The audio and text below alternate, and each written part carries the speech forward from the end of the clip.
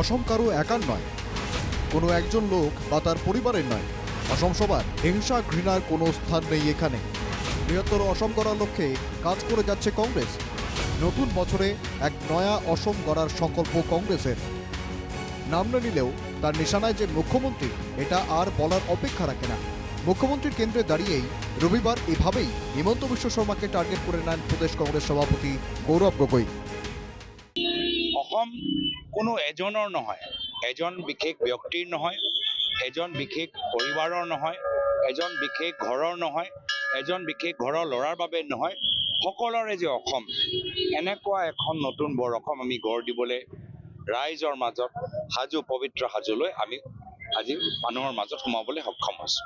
এখন নতুন বৰ অসমৰ বাৰ্তা আমি লৈ যাবলৈ বিচাৰোঁ, যি বৰ অসমৰ ভিতৰত আমাৰ সমাজ প্ৰগতিশীল হৈ থাকিব, কৰ্মশীল হৈ থাকিব, সমৃদ্ধিশীল হৈ থাকিব, আৰু আমাৰ মাজত বিভেদৰ, হিংসা ঘৃণাৰ বাতাবৰণটো শেষ হ'ব, অহংকাৰ শেষ হ'ব, সকলোৱে সন্মান সহকাৰে জীয়াই থাকিব পাৰে।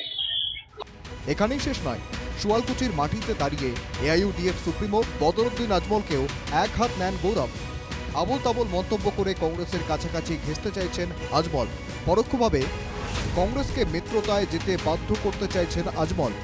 এআইইউডিএফ এর সঙ্গে কোনোভাবেই মিত্রতা হবে না কংগ্রেসের। মই আজমল সাহেব ডাঙৰীয়াৰ ওপৰত মই এটাহে কথা আগতেই ক'লোঁ, আজিও ক'লোঁ, কৈ আছোঁ যে যদি এই ধৰণৰ বক্তৃতা দি যদি ভাবে যে কংগ্ৰেছ দল এআইইউডিএফ লগত মিত্ৰতা কৰিব বা মিত্ৰতা কৰিবলৈ বাধ্য হ'ব, এটা ভুল ধাৰণা।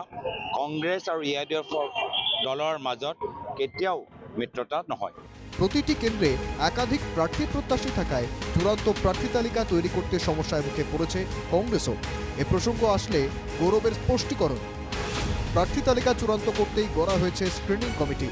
প্রিয়াঙ্কা গান্ধীর তত্ত্বাবধানেই সিদ্ধান্ত নেবে স্ক্রিনিং কমিটি।